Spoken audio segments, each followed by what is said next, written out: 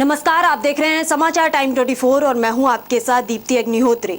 लाखों रुपए खर्च करके सरकार ने जिला अस्पताल में रैन बसेरे तो बनवा दिए, लेकिन इनका इस्तेमाल सही से नहीं हो पा रहा है। ऐसे में अस्पताल में भर्ती मरीजों के परिजन खुले आसमान में सोने को मजबूर हैं।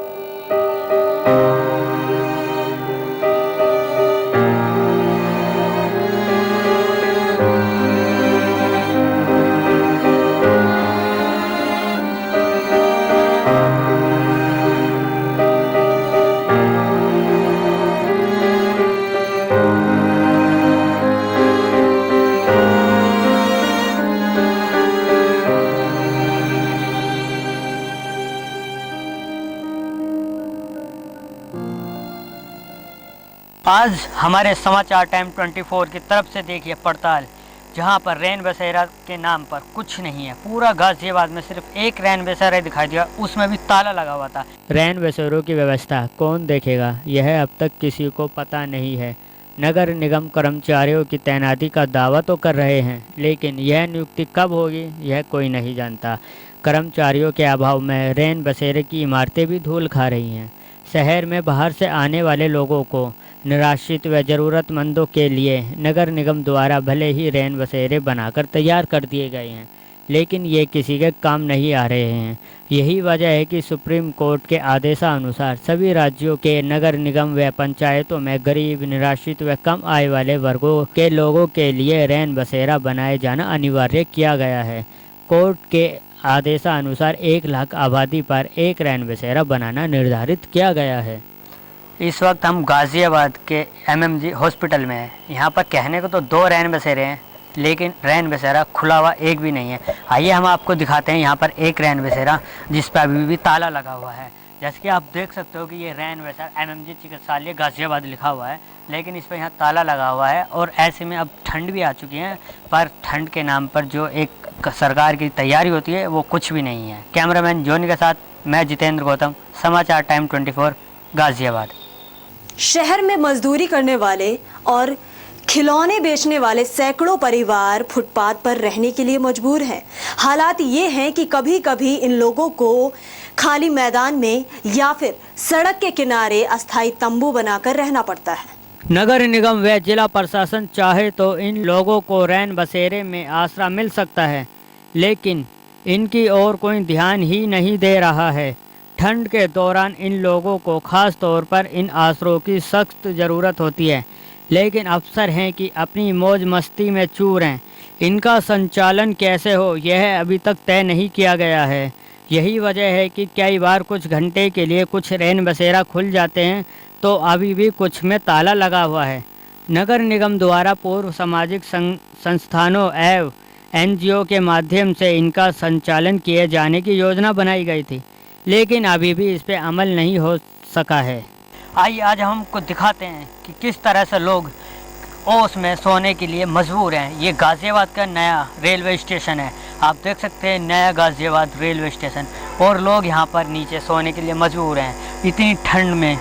जहाँ पर देखा जाए सरकार दावे करती है गरीबों के लिए कि हमने ये किया है या वो किया है, नई नई योजनाएं भी लागू करती है, लेकिन ऐसे में जो वास्तविक जो चीज़ होती हैं वो आज आपके सामने है। आप देख सकते हैं कि किस तरह से यहाँ पर ओस में सो रहे हैं, और जबकि पूरा उत्तर भारत इस टाइम ठंड की चपेट में है। 4 दिन से लगातार कोहरा भी काफ़ी है।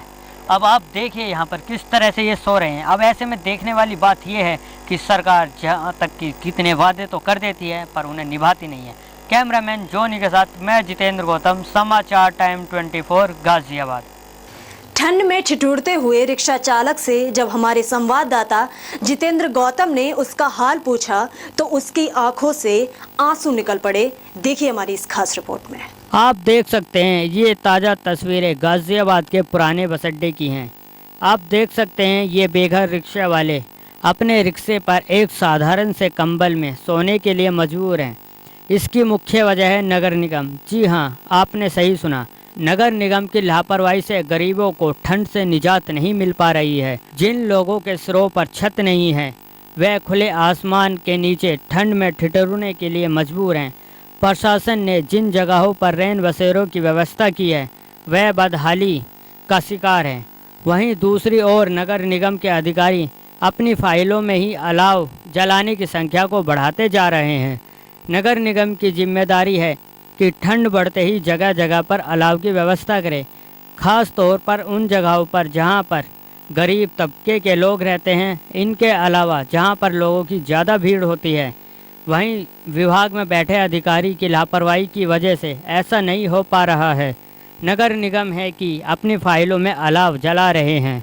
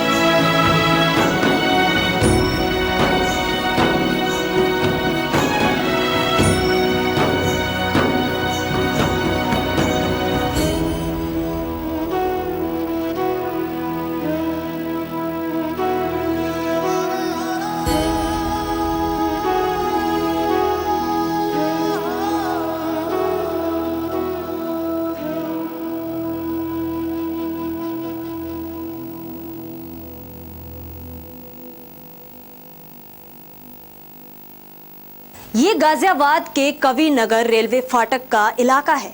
यहाँ पर पिछले साल एक रैन बसेरा हुआ करता था, लेकिन अब ऐसा कुछ भी नहीं है। पिछले साल यहाँ एक रैन बसेरा हुआ करता था, जो इस बार यहाँ पर नहीं है।